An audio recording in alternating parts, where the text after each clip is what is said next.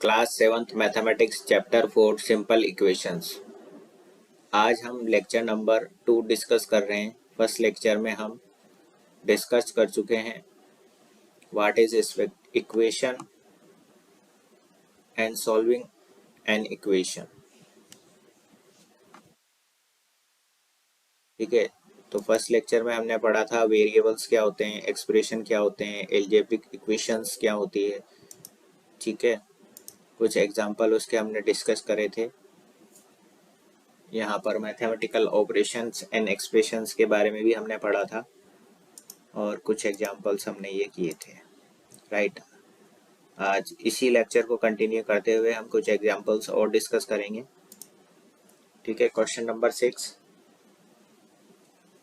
Set up an equation in the following cases.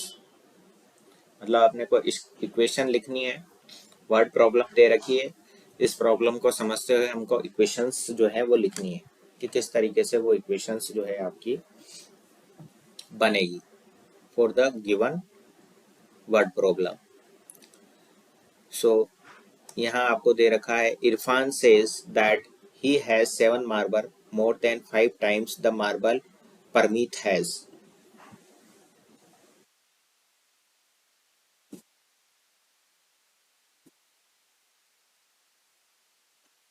तो सबसे पहले हम मान लेते हैं कि परमीत के पास जो है m मार्बल्स हैं। परमीत के पास m मार्बल्स हैं। यहाँ पे क्या कह रहा है, Irfan says that he has 7 marbles more than 5 times marbles of Parmeet. मतलब परमीत के पास जो मार्बल्स हैं उनका 5 टाइम्स और उसमें 7 और ऐड कर दो आप, क्योंकि यहाँ लिखा है ना मोर देन। ठीक है ना, ही has 7 marbles more than 5 times of the marbles of the Parmeet. Parmeet के पास m मार्बल हैं, उसके 5 टाइम्स यानी कि 5m + 7 मार्बल्स किसके पास हैं, इरफान के पास हैं। ठीक है, इरफान हैज 37 मार्बल्स यानी कि उसके पास टोटल कितने मार्बल्स हैं, 37 मार्बल्स हैं। Take m to be a number of Parmeet marbles. तो परमीत के मार्बल को हमने m कंसिडर करना है, ये क्वेश्चन में हमको दे रखा है, तो उसको हमने m कंसिडर कर लिया और ये इक्वेशन हमने फॉर्म कर ली। ठीक है, तो यही लिखा हुआ है, let m be the marble of Parmeet's marble. So Irfan marbles क्या हो जाएंगे, 5m + 7 हो जाएंगे और टोटल मार्बल्स आपको 37 दे रखे हैं। तो फाइनल इक्वेशन आपकी क्या आ जाएगी, 5m + 7 = 37। Okay,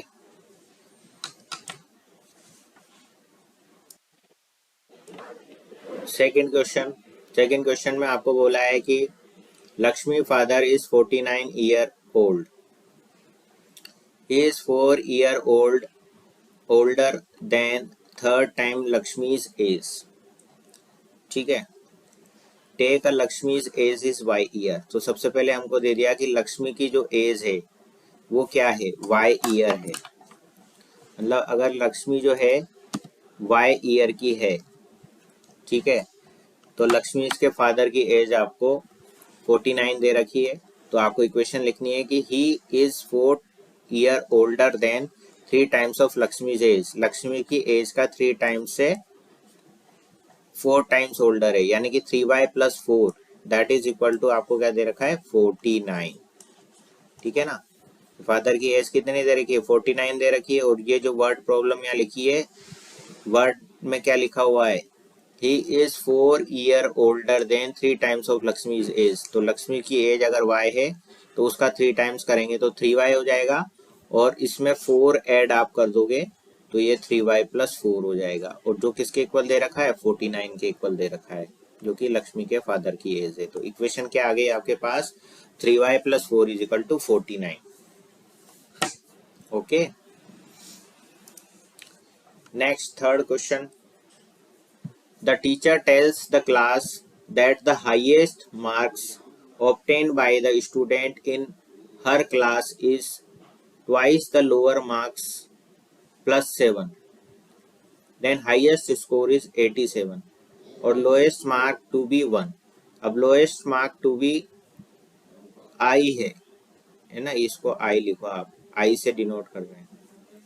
So the lowest marks score भी I तो हाईएस्ट मार्क्स क्या हो जाएंगे, अब जैसे यहाँ पे लिखा है ना, the teacher says the class highest marks obtain bye a student in her twice the lowest marks +7, ठीक है ना।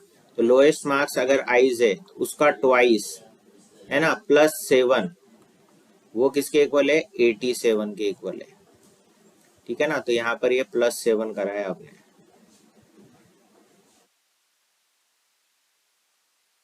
ठीक है ना।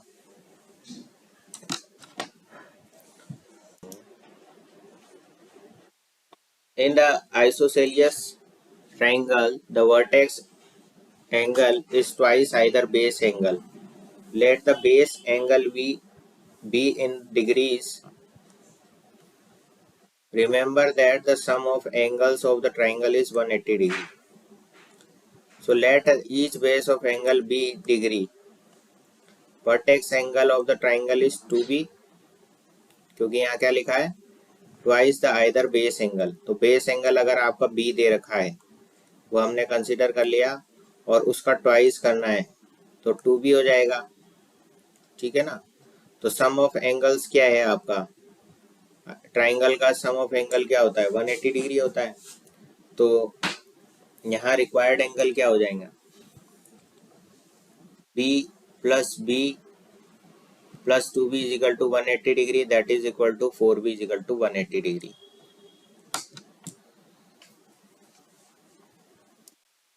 Solving an equation.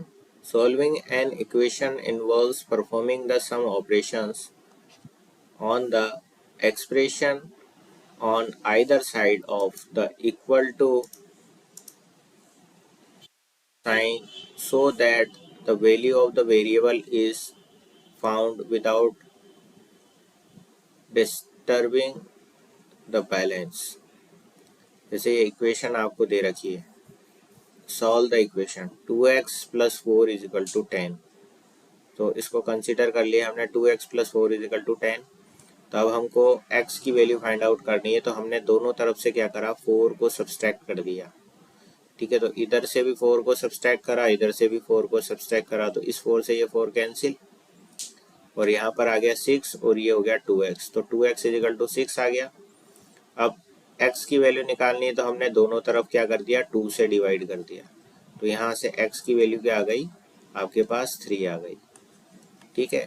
अब आप इसको ऐसे भी कर सकते हो, ठीक है। इस 4 को इधर ले जाएंगे हम, तो क्या हो जाएगा, 10 - 4 हो जाएगा, ये 6 हो जाएगा, ये 2x सही सही, 2 से 6 3 टाइम्स कट हो जाएगा, तो x = क्या आ गया आपका, 3 आ गया, ठीक है। तो दोनों मेथड से आप कर सकते हो, ठीक है।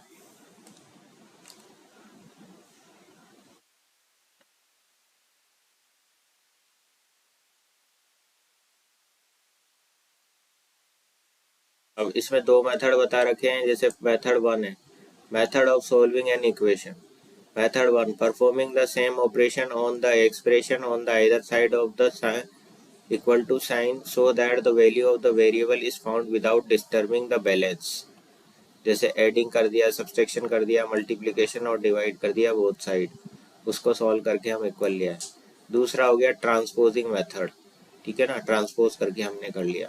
तो ये दोनों मेथड मैंने अभी इस सवाल में आपको समझा दिए। यहाँ तो विदाउट डिस्टर्बिंग इक्वल टू का जो है, इक्वल टू साइन का बैलेंस करके हमने करा था ये, और यहाँ पर हमने ट्रांसपोजिंग मेथड से कर दिया। तो दोनों में से आप किसी भी मेथड से आप कर सकते हो। एक एग्जाम्पल हमने यहाँ पर और समझा दिया, जैसे x + 2 = 6 दे रखा है आपको, ठीक है ना। तो अब आप क्या करोगे, दोनों तरफ से आप 2 सब्सट्रैक्ट कर दो, ठीक है। तो इधर का 2 तो हट जाएगा, तो इधर x आ जाएगा, और इधर 6 - 2 4 आ जाएगा, तो x की वैल्यू क्या आ गई आपकी, 4 आ गई। दूसरा मेथड क्या था, x + 2 = 6 आपको दे रखा है, तो आपने क्या करा, इस 2 को इधर ले गए हम, तो डायरेक्ट ही 4 आ गया। तो इसको हम बोलेंगे ट्रांसपोजिंग मेथड, और इसको हम बोलेंगे ये फर्स्ट वाला मेथड, जिसमें आपने operation addition, subtraction, multiplication, division, या फिर ये सारे ऑपरेशन आपके लग सकते हैं। तो यहाँ तो आपका सब्सट्रैक्शन मेथड से हो गया है, ठीक है ना। तो ये इस तरीके से यहाँ पर ये दोनों चीज़ें आपको समझा दी गई है। तो आपकी चॉइस है, अगर वो पर्टिकुलर मेथड का नाम लिख करके दे रहा है तो वैसे ही निकालना है, अदरवाइज आप ट्रांसपोजिंग मेथड से कर दो, that is easy. Applying equation, forming equation from solution. Given solution, give a solution, many equation can be constructed. मतलब अभी तक अपन ने क्या करा था, कोई इक्वेशन दे रखी थी, उससे हम सॉल्यूशन निकाल रहे थे. अब यहाँ पर इक्वेशन दे रखी है, मतलब सॉल्यूशन दे रखा है और इक्वेशन आपको फाइंड आउट करनी है. यहाँ पर अभी तक हमको क्या दे रखा था कि कोई इक्वेशन दे रखी थी, उससे हम एक्स की वैल्यू फाइंड आउट करके सॉल्यूशन निकाल ले रहे थे, जैसे कि इस पिछले सवाल में हमने करा. ठीक है, ये इक्वेशन दे रखी है, इससे हमने ये सॉल्यूशन निकाल लिया, राइट. अब यहाँ पर उन्होंने x इजिकल टू 3 आपको सॉल्यूशन दे दिया.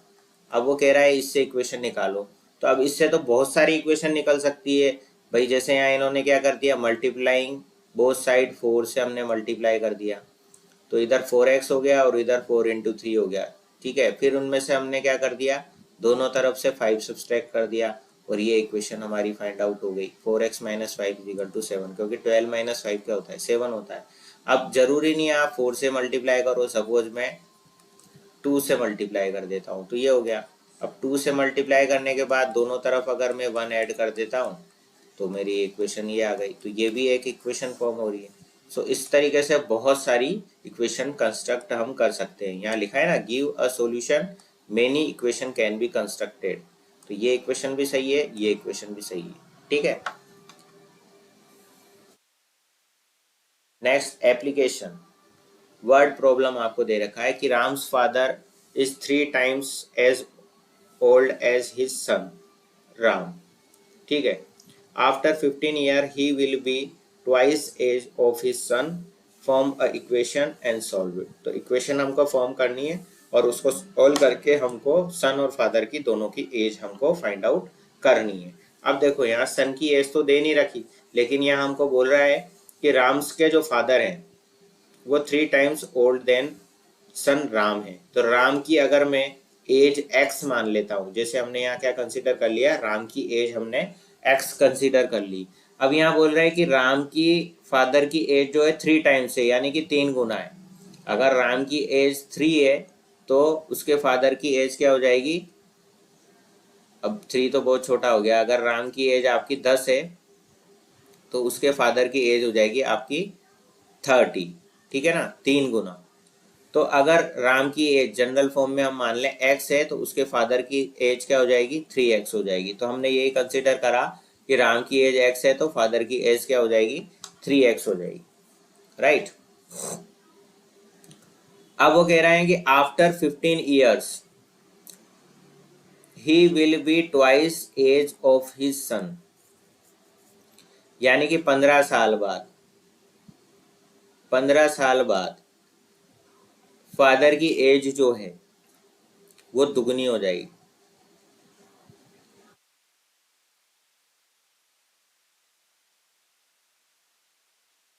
तो 15 साल बाद क्या होगा भाई, इसके फादर की एज में भी हम 15 जोड़ देंगे और जो सन है उसकी एज में भी हमने 15 जोड़ दिया. और वो कह रहे हैं कि फादर की एज जो है सन की एज की क्या हो जाएगी, दुगनी हो जाएगी. तो ये सन की एज हम दुगनी कर देंगे तो ये इक्वेशन बैलेंस हो जाएगी ना. या तो आप इधर हाफ से मल्टीप्लाई करो इस साइड, या इधर आप 2 से मल्टीप्लाई कर दो, एक ही बात है भाई. ये तो भाई 3x इसके फादर की एज थी, x उसके सन की एज थी राम की. अब वो कह रहे हैं 15 ईयर बाद, यानी कि 15 साल दोनों में ऐड कर दिए. और वो कह रहे हैं कि फादर की जो एज है सन की एज की दुगनी हो जाती है, 2 टाइम्स हो जाती है. अब इस इक्वेशन को बैलेंस करने के लिए हमने यहाँ किससे मल्टीप्लाई करा है, 2 से मल्टीप्लाई कर दिया. ठीक है, तो ये वाली इक्वेशन हमारे पास आ गई. अब इस इक्वेशन को सॉल्व करना है तो 3x प्लस 15 तो एज इट इज आ जाएगा. यहाँ क्या आ जाएगा, 2x प्लस 30 आ जाएगा. अब इसको सिंप्लीफाई कर लिया, 2x को तो हम इधर ले गए तो 3x माइनस 2x हो गया, और 15 को हम इधर ले गए तो 30 माइनस 15 हो गया. तो इससे हमारे पास x की वैल्यू 15 आ गई. अब x क्या था, आपकी राम की एज थी और फादर की एज थी 3x. तो फादर की वैल्यू एज क्या हो जाएगी, 45 हो जाएगी, क्योंकि 3x है ना. तो 15 इंटू 3 करेंगे तो वो कितना आ जाता है आपका, 45 आ जाता है. यानी कि उसके फादर राम के तो 45 ईयर के हैं और राम जो है 15 ईयर का है। ठीक है, तो इस तरीके से इन सवालों को करना है आप।